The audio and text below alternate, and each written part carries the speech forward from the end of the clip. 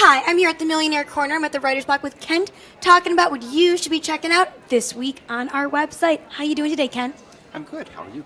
I'm pretty good. So, what should our readers be looking for? Today I have a story about antique tractors, and I know you weren't thinking I was going to say the words antique tractors this morning, but it's a very hot collectible, and it's even hotter now because foreign investors are coming over and buying all of our antique tractors, making them worth more. There are auctions for antique tractors all over the Midwest, and Iowa is a really big place. If you want to go attend an auction for antique tractors, that's the place to go. And they're ramping up right now, late March and early April. Wow, very interesting. You've always wanted an antique tractor, haven't you? I mean, if I'm going to waste my money, I might as well go get an antique trailer. Who needs Gucci when you can ride around on a John Deere? Yeah, exactly. That sounds like an advertising slogan. Yes.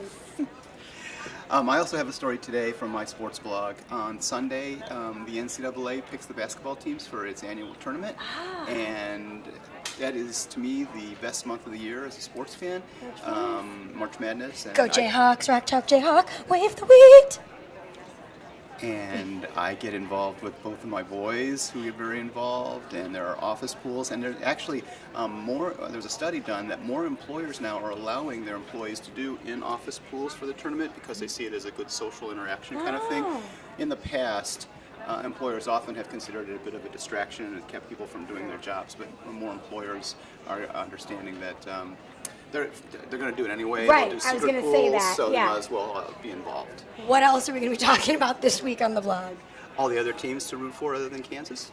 Oh no, on Monday I have a story about Chinese tax cheats. You're going to like this one. Okay. In China, they have a problem with tax cheats just as almost every other country does. People that are avoiding paying their taxes, putting their money in offshore accounts or whatever. In China, most transactions are done by cash because the Chinese simply don't want to use form of transaction that can be recorded because they're trying to avoid taxes. Right. It's a huge problem. So what they've done is that they've installed machines at all retail outlets that produce a national receipt. So everybody who has a national receipt, and of course on that receipt would be the tax for each transaction. Still, companies aren't issuing the receipts and consumers aren't asking for them. They're just going ahead and doing the deal with cash and just not asking for receipts. So, in order to force consumers and businesses to use the receipts, they're putting lottery numbers on the receipts and they're running a national lottery so that if you get a receipt for your transaction, you have a chance to win a certain amount of money in the national lottery. This is causing some consumers to say to businessmen, I want my receipt because I want to be in the lottery. The businessmen are saying, listen, if you don't take the receipt, we'll give you a discount on the price of the item that you've purchased. So it really hasn't solved the problem, but it's an interesting way of approaching it. What's up on the website?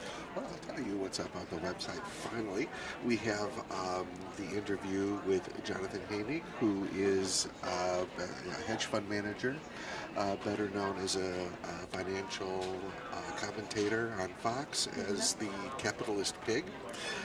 But he recently recalled his life as a capitalist piglet when he was young and just starting out on the floors of the Chicago Mercantile Exchange.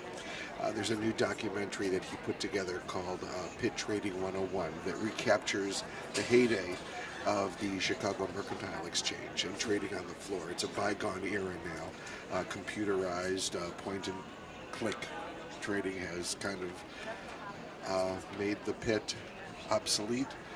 But he found this footage taken in 1996, or someone came to him with this footage of a class where they used to teach aspiring traders on how to trade on the floor. And he was one of those students, and he put together a great documentary. It's available now on iTunes and Amazon and at his website, pittrading101.com. We'll give him a plug.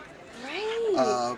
Also up on the site is a premium story about high-class or high-end travel. Now, to look at you, you seem like a woman who, when you're done here, you're probably off to the Hong Kong International Film Festival or the Miami Beach International Fashion Week. Fun, yes. But I talked to a couple of elite travel experts who told me how the one-percenters travel.